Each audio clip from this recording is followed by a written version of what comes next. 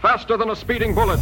I ran until my muscles burned and my veins pumped battery acid. More powerful than a locomotive. An idea is like a virus. Resilient. Highly contagious. Able to leap tall buildings in a single bound. All right, ladies and gentlemen, welcome to the Better Humanology Podcast. Jared Moon here, and with me today for an awesome coaching episode, we have Ashley Hicks. What's up, Ashley? Hey. And then we have Joe Courtney. How's it going, Joe? Hello. All right, I'm gonna catch you guys off guard just a little bit here. Favorite, or what's your spirit animal? I've heard people do stuff like this before. So, ladies first, Ashley, what is your spirit animal? I'm going to go with a tiger. Tiger. Why? Yeah. I like tigers because they're ferocious. They have stripes, and I like things with stripes. I don't know. You put me on the spot. So yeah. Tigers. There we go. Stripes like is the best part of that answer. So you like a well-decorated spirit animal. So it could be a zebra, just something with stripes. Zebras aren't as cool as tigers are. They're not. Definitely not. All right, Joe. Spirit animal. Some sort of primate. I used to always love climbing trees as a kid, and they can just climb up trees, pass out, eat some fruit, and still be kind of jacked. So yeah. And wow, that's you hit a lot of things there. That's awesome. Good pick. Mine would be an elephant, just because that's my favorite animal. That's it. Yeah, I mean, maybe you guys are both wearing shirts with elephants on it, right? We're supporting your spirit animal. Yes. All right. So in this episode today, for everyone listening out there, we wanted to cover a few things. Cycles. We have new cycles at Garage Gym Athlete. I'm going to discuss those in a little bit more detail. First off, we'll talk about nutrition and maybe get into some other stuff as we go along. So are you guys ready to get started? Definitely. Cool. All right. So we have some new cycles at Garage Gym Athlete. We kick off new cycles every 12 weeks. And we now have 4 tracks. It's kind of getting out of hand. Well, I think by the end of this year, we'll probably have like 12 different training tracks. Actually, we might already do it because we just opened up the no gear track, which is pretty cool. All body weight stuff. But then all the athletes on the other tracks were like, hey, well, can I get both? Can I get like the strength track plus the no gear track? And we were like, yeah, I mean, why not? Easy enough for us to do. And so those are technically 3 new tracks on top of the 4. So we have 7 real training tracks that you could get into right now. Like I said, getting out of hand. So we do have a bodyweight only track. I don't think either one of you haven't tried out any of the bodyweight workouts yet, have you? I might have to soon. Yeah, yeah, definitely. And yeah, Ashley travels all the time, so that's going to be good for her. All of her previous travels, we didn't have this track, so she couldn't do it. Yeah. But we have that one for anyone interested. Now, the 3 new official 12-week cycles are for the strength track. We're going to be going back to a more one-man, one barbell approach as opposed to conjugate style. So linear progression, getting heavier every week with a deload. Going to be a lot of fun for our strength athletes out there. The other 2 tracks, Shred, we're keeping it simple. We're just calling it Shred 3.0, and we're going to transition from, we've been doing a lot of lactic acid training, high repetition for time and things like that, a lot of sprints. We're going to keep in a lot of the running that we have in the Shred track, but we're going to move more towards hypertrophy and a bodybuilding style split, but with a lot of conditioning to make sure people are still shredding. So people who are really into building muscle, and if that's any of, curls for the girls type of guys out there listening, you'd want to hop on the Shred track. But if you're like, I don't want to lose weight, then just don't run, but do all of our workouts, and you're going to get jacked. And then lastly, the new hard to kill track cycle is called, are we ready for it? Bum, bum, bum. Backbone. We have decided to call it Backbone because this is a balancing cycle. We do this once per year. The last balancing cycle was, I believe, Forge. Joe remembers Forge. Wasn't Forge your favorite? Yeah. It was the first one I named, and it was my favorite. And it was not the athlete's favorite. The training wise, people did not like the balancing cycle. But this balancing cycle is not like Forge at all. Very, very, very different than forage. So what do I mean by balancing cycles? We've been doing a lot of aerobic conditioning for the hard to kill track, and now we're going to flip that into a lot of strength work with a little bit of aerobic conditioning. But then we have about 13 different areas that we focus on in our training to really balance out an athlete. So the entire strength continuum, strength, speed, speed, strength, speed, all of those things. We have glycolytic conditioning, oxidative conditioning, all of that. We're covering every single area that I know as a coach and programmer over the course of every single month. So every 30 days, you're going to hit every single area of training, and that's going to loop for 3 months. Not the same training, but same areas of training for 3 months. So it's going to be a lot of fun. I'm really excited about it, to be honest, because I've been on the hard to kill track, but it's been hard for me to not lose weight.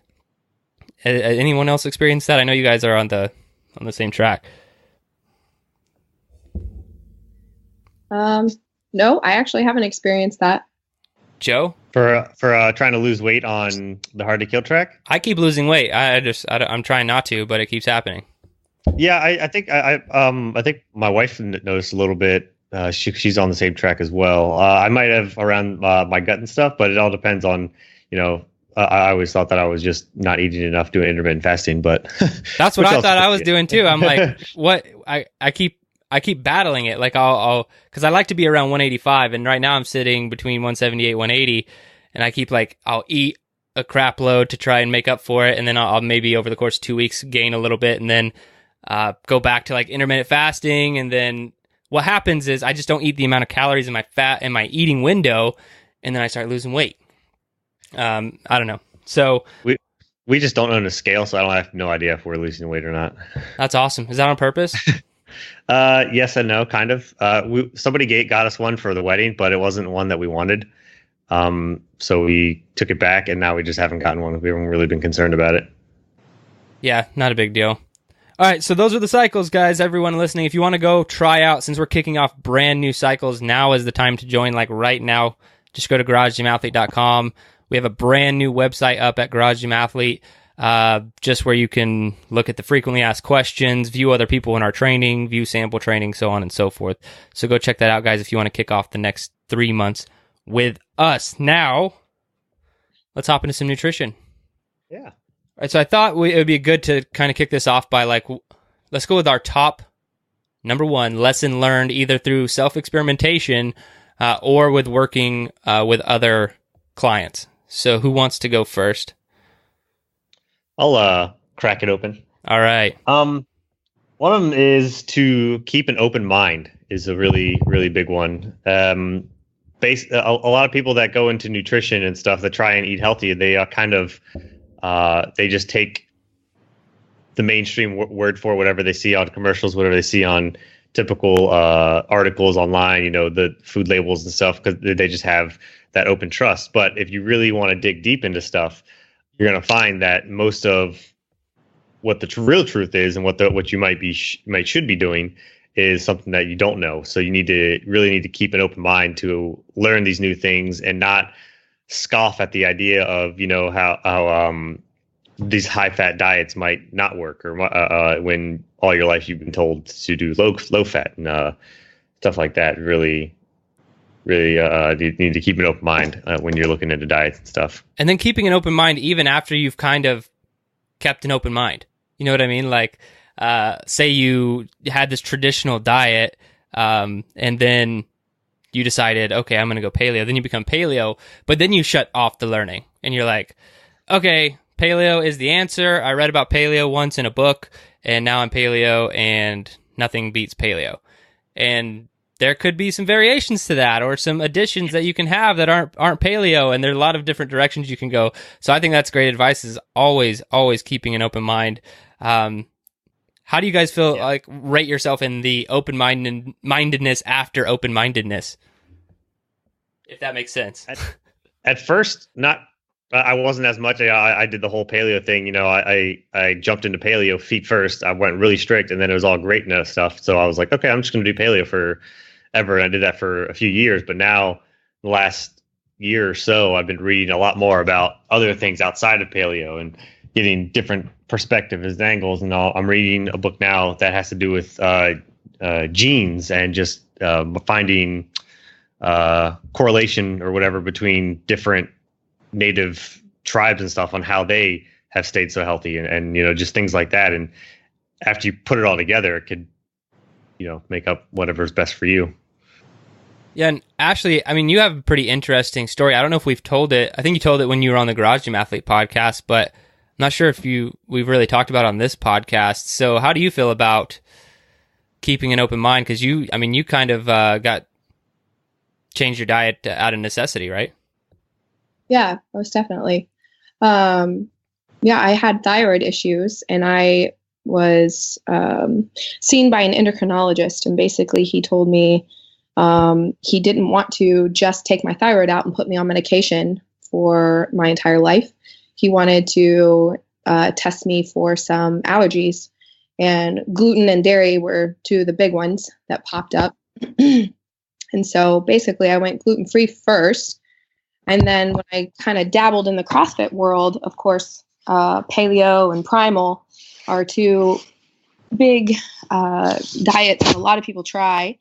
So I attended the Paleo FX conference, and kind of like you, Joe, like I was like, man, I'm going to do this 100%. Paleo is the way to go. If you're not doing paleo, you're dumb.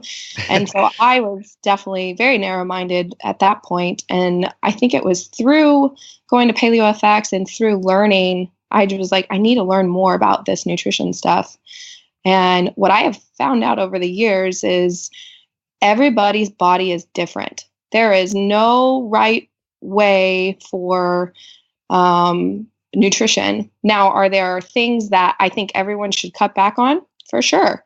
If I don't think someone's going to eat 100% sugar and be okay in their nutrition lifestyle.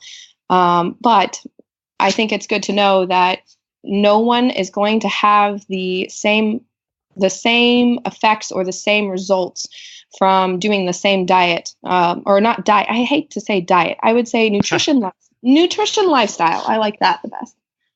So. Yeah, and That's actually one of my points too.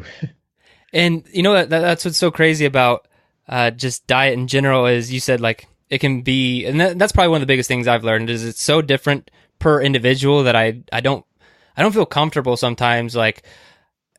Say in this format where I can't have a conversation with someone who's listening or writing a blog post and I can't interact with the person directly, more of a this top down throwing out information approach. I don't like to say that this diet is the way to go, but after you talk to someone, you can get a better feel for, okay, you just need to eliminate this crap, or you're like, sounds like you have a lot of inflammation, or, something after you do have that conversation. But my diet has been drastically changing.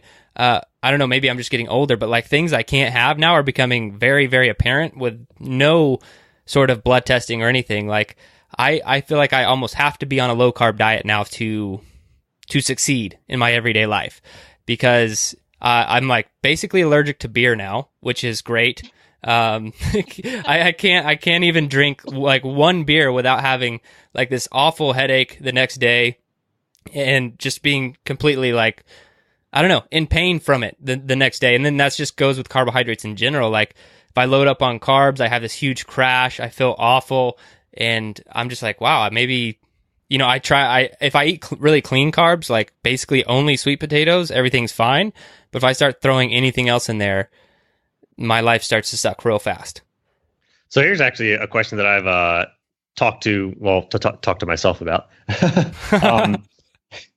Is because we eat so clean for so long and do all those things, I've thought of this as two different ways from either indulging or drinking and stuff like that. Is since our bodies are so in tune and we eat so clean, do you think that it'd be easier for us to take on those curveballs every once in a while because everything is running at an optimal level? Or do you think when you do eat and indulge, your body reacts even harsher when in reality the same things are happening, but because you're just on another level of healthiness, your body's like, whoa, this is not what we've been doing, bro. Yeah, so Emily and I have had this conversation. We have this conversation all the time. And I think it's, to be honest, I think it's somewhere in the middle, because that's what I say to her is like like, you know, I eat healthy like all the time, basically every single meal, most of the week. You know, normally it's only the weekend, like one day, like one meal that I'll kind of get off the wagon or whatever. And then I get destroyed by it. And I'm like, this just, it's not fair, you know, like to like have all these, like, you know, you're doing so well. And then like you try to like veer off the path one time and you get slapped in the face. But what I actually think it is, I think that our bodies, if you are really healthy, I think that your body probably does recover from it better than you would think or faster than you would think. I really think it has to do with perception. I think that when you're healthy and eating healthy all the time, you're so accustomed to your normal being kind of high performance and just like feeling good mentally, energy levels very stable, no crashes, and you're not in a lot of pain. You just feel good most of the day. And so I think like having one beer might just make me feel like the average American does every single day. And you know, that's my theory on it. Ashley, what's your take? Yeah, I kind of agree with you, Jared. But I will say that if you're eating clean all the time and then you dabble in, I don't know, I have found, Joe, that when I end up splurging or eating something that I typically don't eat because, you know, let's say it's your birthday or whatever it is, right? And you want that piece of cheesecake or whatever it is. I do find that the next day I feel a little bit lethargic. I feel a little bit worse than than my typical clean eating. But I think you're going to drive yourself crazy if you sit there and stress out about, I can't eat this, I can't do this. I think a lot of it is, I think a lot of nutrition can be very mental as well. So, oh, painfully mental. I think it was Rob Wolf who wrote this article back in the day, and it actually helped Emily a lot because Emily, she's really big into nutrition, and I mean that's great for our family. But she's taken a more moderate approach. I would say since the kids have gotten a little bit older, she's gotten a little bit more moderate in her views, especially she did a bunch of blood testing and found out that things that were paleo, like she actually is allergic to. And, you know, so she kind of got it, like I said, more moderate view. But I just think that you can go off the deep end with researching and like, trying to follow the rules and all this stuff. In this Rob Wolf article, he was basically like, stop doing that. And that was like the whole article. He's like, yes, this, yes, that, but stop. You need to just like go outside, take a walk. Life is okay. Everything is fine. You're not going to die of cancer tomorrow from eating, you know, a Snickers. Like everything's going to be okay. And I think that was actually a really good article because he knows the rabbit hole that we can go down when we are trying to be like crazy and perfect about our diets. All right, Ashley, what's up? I think that could be a good segue to like relationship with the food. I don't know who if anybody had one of those points about that. About what food in general? Just how you have your relationship with food. I mean, we touched on the word diet. I would like to hear about your thoughts, Ashley and Joe, about having a relationship with food in general. Because I have strong opinions on this one. Ashley? Oh man. Relationship with food.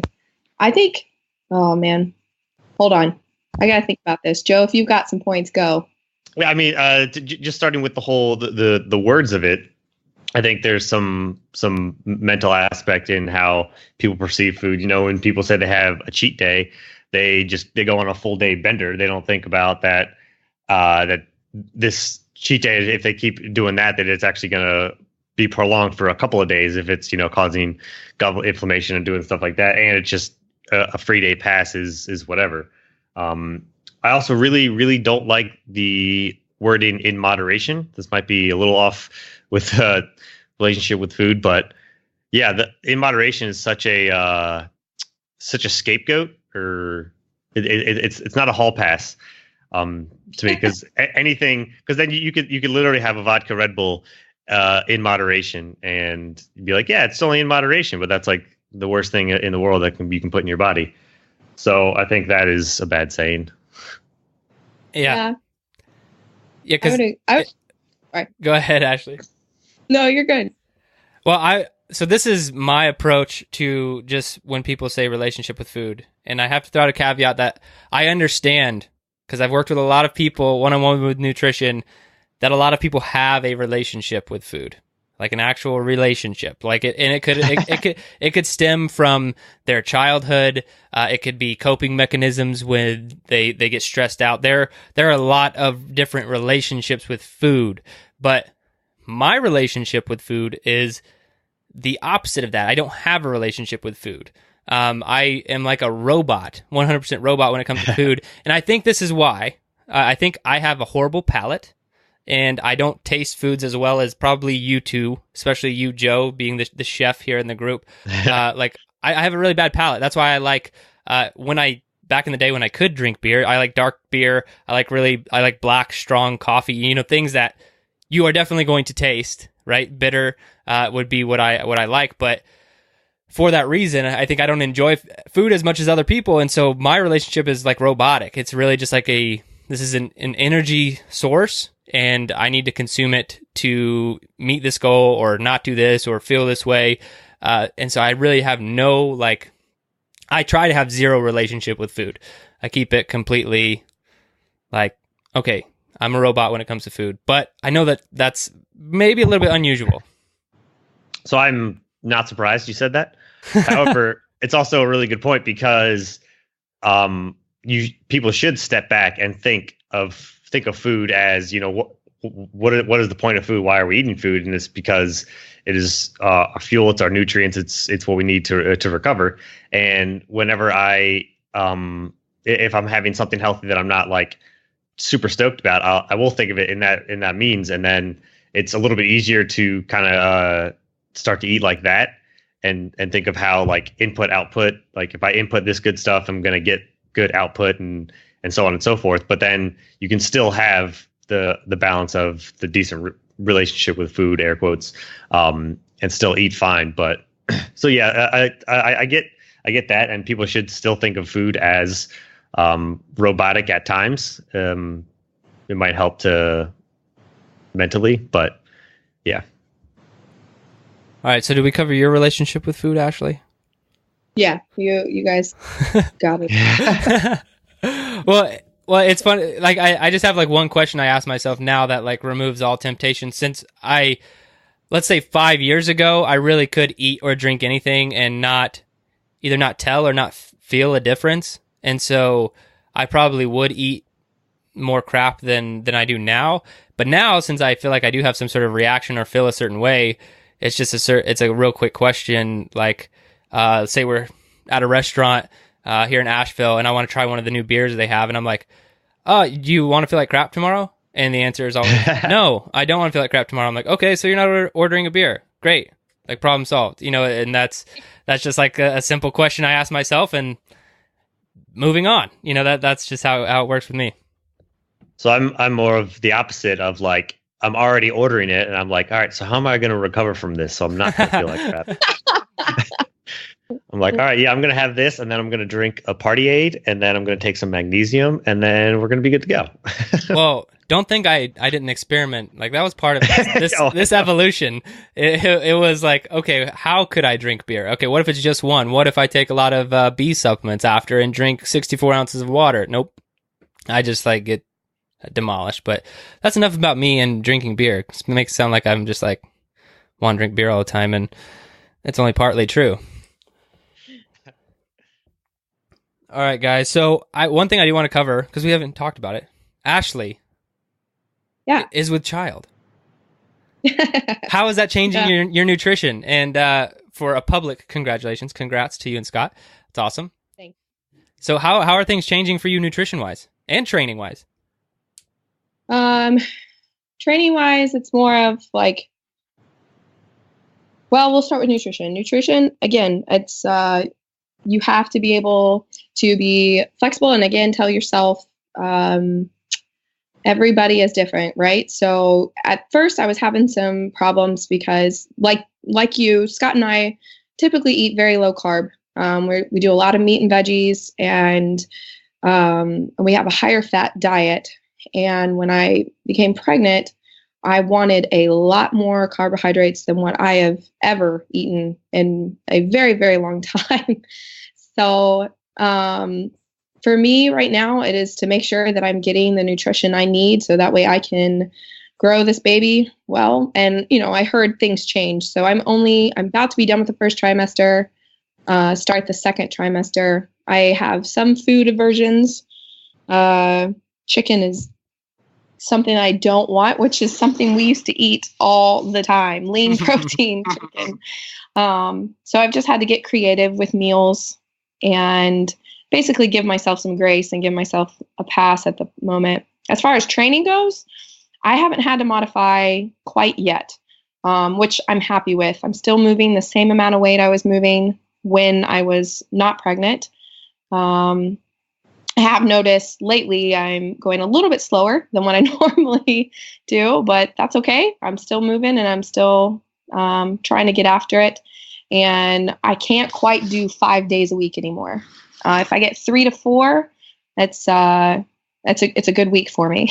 So, and that makes sense. I mean, your body is growing a human, and so that takes a lot of energy, like just actual energy expenditure. Your heart rate's beating faster than it probably normally does, and just zaps your energy. Are you feeling any low energy? Like, I mean, throughout the week, you said you're training a little bit less, but like any low energy, like when you're about to hit a workout? Not right when I'm about to hit a workout. To be honest, if I hit a workout that day, I can go the day without napping. If I don't get a workout in, then it's going to be a day that I have to nap. It's really I don't know. It's really weird. So I actually love the days that I train because I get more stuff done because I have more energy because I trained, which I don't know. Maybe it should be opposite, but Interesting. At this moment, yeah, if I train, I have more energy to do things. What was that? What? Well, can no one? Can anyone hear that? Yeah. What was that? Did anyone hear it? Sounds like a faucet. Yeah, it sounds like a faucet got turned down. No, it was probably just the international connection. If you guys didn't know, Ashley's all the way over in Europe. Now, Ashley, you travel a ton. So how, I say a ton because I just feel like you do travel a ton. Would you agree with that statement? Yeah, we take a trip once a month. I mean, if I was in Europe, I would too. Yeah, I mean, that's actually what I said to Emily because you guys are taking a lot of trips. I was like, they are doing this European assignment right. Like, I feel like a lot of people miss out on, like, they go get stationed in Europe and they're like, they don't want to spend money, or they just don't want to take the time to do it, or burn leave days or whatever it is, and so they just they don't do anything. But like I said, you guys are doing it right because you are checking out all the sites and like seeing everything, and it's really awesome. But how do you juggle that with training? So our last trip we did the one-man system, which was great. And basically what we do is we typically, when we travel, we use Airbnb, and because we like to be frugal and make our own breakfasts, and we like to have our own place. So typically what we do is in the living area of wherever we are at, Scott and I will do a workout together. Sometimes it can be super cramped, but it's cool. Like when you're doing sit-ups, you just kind of high five each other as you're doing it. But that is typically what we do. We do body weight programming, which is why I'm so excited about this new body weight program that's coming up, to have that option. But yeah, we've been doing that. Or what is the other system that we have? Or I guess sometimes we'll take red pill if red pill will work. Other than that, if we have room to run, because sometimes in Europe, it's harder to run around neighborhoods there because it's not really a neighborhood. So most of the time you're in the middle of a city. So we just went to Florence, for example. So there is a ton of people in this place, and there would be no running. You'd be like fast walking and pushing people away. So typically it is body weight programming in our living area, and the neighbors who live there probably think, what in the world is going on? Because we're doing burpees and jump lunges and all sorts of stuff. So it should be like Spartan Race Urban Edition, and you just go through a crowded city, dodging people in cars and things. I don't know about that. It's funny because my running situation changed when I moved here to Asheville. Like, so it's either you're running in the forest or you're not really running, because the people around here, and I'm sure anyone who lives in like smaller towns or back roads or whatever, these back roads people drive like absolute maniacs, like middle of the road, stop signs are optional, like a lot of crazy stuff. Like I've almost died multiple times when I tried to just run on the road, and I'm like, okay, well then I'll just run and, like do trail running, and then I fractured my foot doing that. So I really haven't been running that much, but it's just, and I think Joe probably has the best running situation, but he still complains about it a little bit. Never happy, never satisfied. No, I want a long, flat, 1.5 mile track straight. That's what Joe's looking for. It's just starting off the runs at my house is brutal. Well, starting off is fine if you just do it once, but then when you're doing 400 and 800 meter runs, it's like, okay, this hill is just the worst. But I've gotten used to it. Liz is not one for it, and I keep on saying, oh well, we can get an Airdyne. She's like, nope, doing the hill. Dude, I highly recommend the Airdyne. I highly recommend it. Much worse than running. I mean, better. Depends if you're looking at metabolic response. Airdyne is much better. All right, guys. I think that pretty much sums up nutrition. Joe, did you want to cover anything else in that regard? Maybe just touch on marketing a little bit, just to not fall prey to some of the marketing schemes out there. I don't have any specific ones, but oh gosh, go about anything in the anything in the grocery store that has a label on it that's trying to get you to eat their food is something you should stay away from. Like, basically, I wrote about that a long time ago. Like the grocery game plan or whatever is like, you need to decide what you're going to buy and why you're going to buy it before you go, and then you just execute exactly what you had on your list. Because if you everyone knows not to go grocery shopping hungry, right? That's like really bad. I'll have Lucky Charms, Oreos, like all sorts of crap I never eat if you send me to a grocery store hungry. So I'm just like, oh, this looks, and I'll also spend like $400. So it's never a good idea. And don't send me to the grocery store. That's why I don't do a majority of the grocery shopping in our house. Not a good idea. We at least try out some like new gluten-free snacks and stuff like that. Like, oh, this one looks good, and we'll read the label somewhat, and we're like, oh yeah, that's fine. But we'll have like 10 of them. But like even some of the labels and stuff are making its way to produce. There's bags of potatoes now that say gluten-free, and I'm just really confused by that. But basically, yeah. What was that? I was just saying, there's lots of stuff that, like a lot of naturally gluten-free stuff out there. Claiming that it's gluten-free now, just so people know, because people don't really know. And I've seen that with what was it, potato vodka or grape vodka or something like that. Oh yeah, they started listing it as gluten-free as like a selling point. And the reason I know that is because that my mom's favorite drink is vodka and whatever soda, something like that. And she was like she's like, hey, it's gluten free. And I'm like, yeah, okay. It's vodka. Good job, Mom. Healthy choice, But so it's funny to see that. And they have grass-fed meat at Walmart now. Have you guys been to Walmart in the last 10 years? There's one right by us. We only do it for a couple of things, but I just hate dealing with the people or the crowd. Yeah, can't stand Walmart, but we went there the other day to pick up like school supplies or something, and we walked by it, and they had grass-fed meat, which apparently doesn't mean a lot anymore. It's starting to mean less and less. Sounds like you have some info on that, Joe. Yeah, actually, just from reading one of the books. They apparently, I don't know what I don't think it goes into the actual regulation on it. But as long as a cow has eaten some grass at some point, it can be grass-fed. But what people are actually looking for is grass-finished, which means it ate it from start to finish. I thought it was the other way around. Is it not? Like I said, I haven't looked up the official thing of it, but I thought from what I read in this particular book, it's The grass fed can mean a lot of things, but grass finished is what you kind of want to look for. And then also it's like grass. Free range.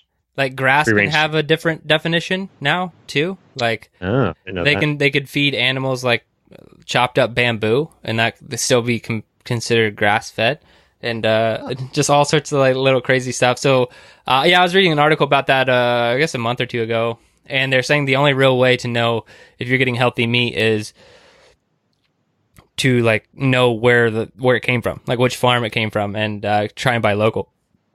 Yeah. That's kind of the same with free range chicken eggs and stuff like that. Yeah. I didn't realize the meaning of free range is very, very limited. I do not have a lot of experience in that regard. I know that's what we get, but maybe we don't get the best eggs. I don't know. Well, now it's all about pasture. Well, yeah. Pasture. Well, it's cool. Since we moved here, we go to a co-op and do 100% of our grocery shopping there. So everything's like local from a farm around here. And it's also way cheaper, which is awesome. Like coffee and meat, like the two main things that I consume in a day, are much cheaper. Coffee and meat. Yeah, much cheaper than normal. What's the food situation out there like, Ashley? Because you're overseas. It's amazing. There are days where I tell Scott, I'm like, I don't ever want to go back. But you go to a superstore or something in comparison to Walmart. It's nothing like Walmart, but that's the only thing that I can give an American a comparison to. And it will tell you these potatoes were grown from so-and-so's farm, which is, 2 miles down the road or whatever it is. So your produce is typically local, even if you go to a big superstore to get your groceries. There are higher end groceries, but then every Wednesday and Saturday you have a market to go to, and they come out with their produce, whatever's in season and local, and you can buy it there too. So yeah, That's awesome. It's wonderful. And then you've got the commissary for all the necessary American things we can't live without. So Name one. I got to know. Oh no. Scott loves to dip all his food in things, which is not necessarily a great thing. Like any kind of food. Yeah, okay, so if we have chicken, and even if I season it well and it's nice and tender and juicy, he wants to dip it in honey mustard. He loves Nice. honey mustard. So I have to get the Kin's honey mustard. That's his thing. That's awesome. Yeah. So I have a question for you guys. How would you rate yourself, scale of 1 to 10? 1 being, I don't really put that much thought into my nutrition. And then 10 being, I want to do the blood tests, the inflammation markers, track macros, basically everything you can do and stay strict. That's a 10. Where would you guys rate yourself on that scale? I might have to bump myself to a 7. I was thinking 8 at first, but I'm like, so I try and do all those things, and I really want to do some of the blood tests and have other tests done. But then I'm also like, well, I know on the weekends when Liz and I are together, we're going to go out and we're going to get tacos, and I'm going to be okay with it. So I'll go with the 7. Yeah, I mean tacos are perfectly fine. You can't hate on tacos. All right, Ashley, how about you? Yeah, I'll go with a 7, sometimes an 8. It just depends. I've never done any blood testing, and it also depends on where I am at with, or what my goals are. I will say it changes sometimes with my goals. If I'm just looking to maintain, I know what to put out of my body. If I'm looking to cut, or I know that I've got to, maybe I'm like, okay, after winter time shred needs to happen or something, then I'll go back to macros and get a little bit stricter, if you will. Mm-hmm. So again, it just depends on where I'm at in life. Right now, as a pregnant woman, I would say I'm like a 6. So, well, I mean that's fine. Actually, I think Emily would probably be very similar. Is like she does a lot of crazy strict things when she's not pregnant, and then she kind of, like I said, gets more moderate when she is, but still pretty healthy. So I would put myself, I would kind of to piggyback on what you said, like I probably roller coaster ride my way through the year anywhere from 5 to 8 or 9, like depending on what I'm doing. Sometimes I'm extremely strict doing everything, close to like 8 or 9 level, and then there's sometimes in the year where I'm just like, whatever, until my performance changes, until my body weight changes, until something changes that I don't want to change. I'm not going to do anything except for just live and eat what we have, and which is probably still relatively healthy, just because of the food in our house. But all right, guys, let's close this out with, and I'm springing this on you as well. Let's go best advice we have for becoming a better human. And we've all answered this question before, but maybe it's changed a little bit, or maybe there's something on your mind more as of right now that you would like to tell people about. So best advice you have for becoming a better human. And you guys want to think about it, and I'll go first? Sure. Okay. Or are you ready, Joe? I am not. Okay, I'll go, and then we'll go Joe, Ashley. So right now, I would say my biggest advice, I normally talk about one thing. I talk about that all the time, but that's not it today. I think it's going to be what I've been doing a lot of reading and writing and researching on this topic, because I am writing another book. But it's the fact that I really think the real disease out there, let's see, Ben Bickman calls it plagues of prosperity. And I think the real disease is not, oh, we're eating too much sugar, oh, we're not exercising enough, the diets are horrible, pollution, like all the different crap that we could talk about. I think it's laziness. I think laziness is where it comes first. Now, it becomes a chicken or the egg question, like, did people get lazy because of all this crap, or were people lazy and so all this crap happened? But bottom line, my best advice for becoming a better human would be to do hard things. The book Grit by Angela Duckworth has something that she implemented with her family called the hard things rule, and we have implemented it into our family.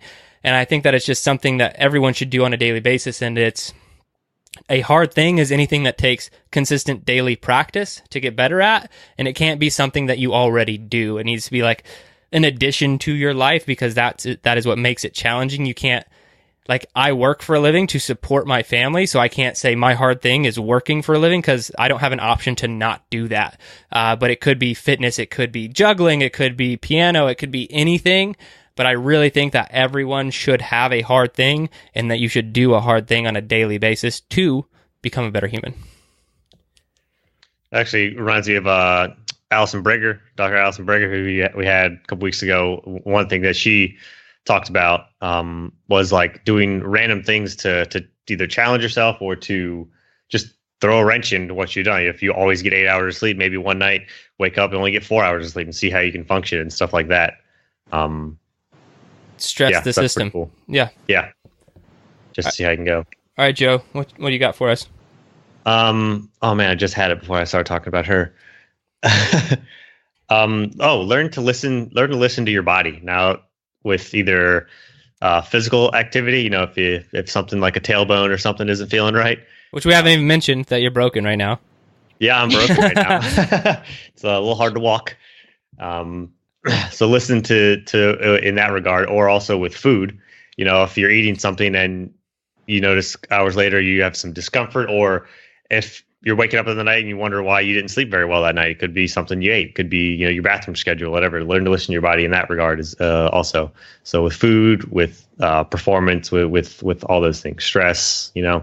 I think that's amazing advice, because that goes back to what I was saying, like eating certain things or drinking certain things now. Like, maybe I've always had the problem, but maybe I just started to pay attention to it more, or just started to notice it more. But I think, yeah, like if people just kept like a hourly how do I feel right now log, like they would start to realize or make connections that, oh, when I'm around this person that I hate, I start to feel worse. Or when I eat this crappy food, like 2 hours later, I just feel awful and I have no productivity and mental fog. Like, just start to really notice those things, because you can be like just normal all day. Just so if anyone's wondering out there, it is a possibility.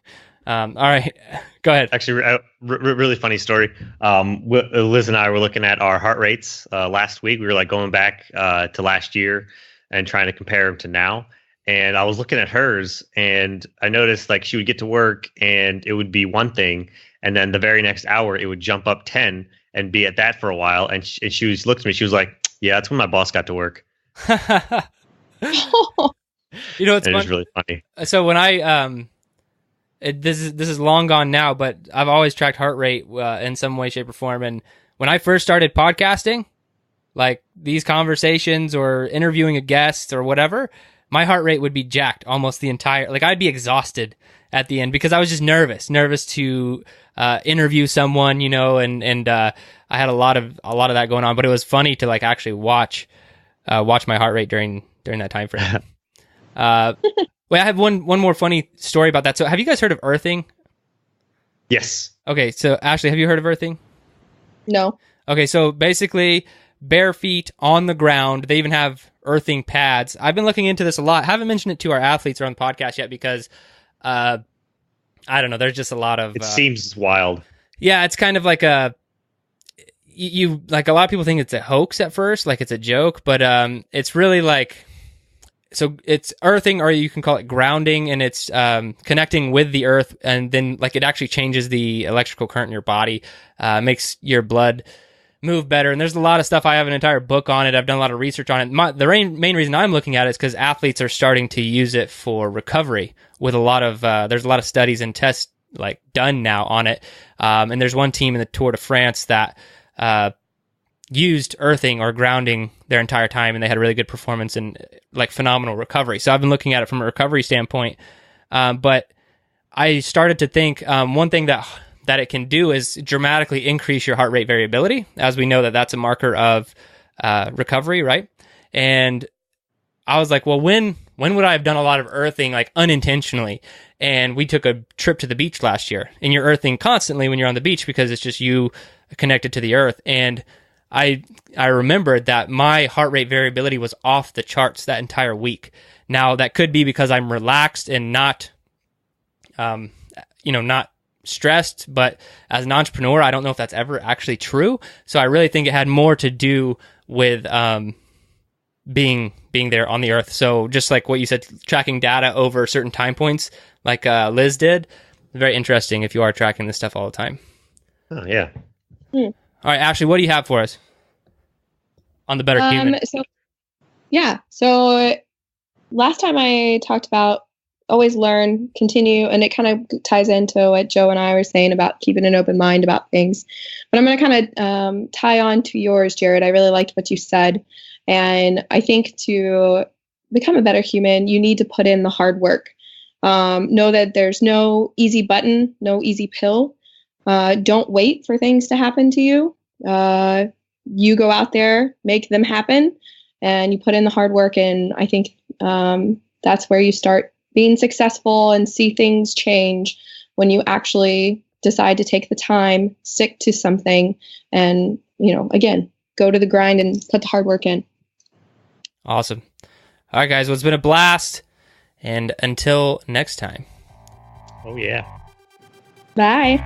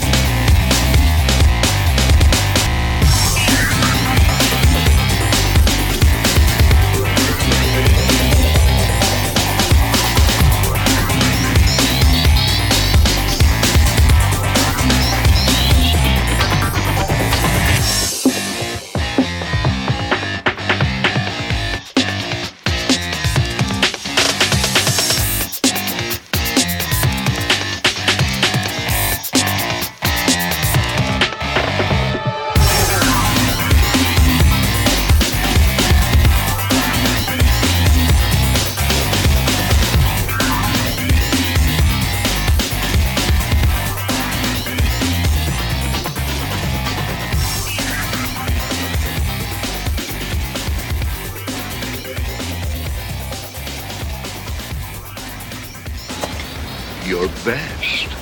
Losers always whine about their best.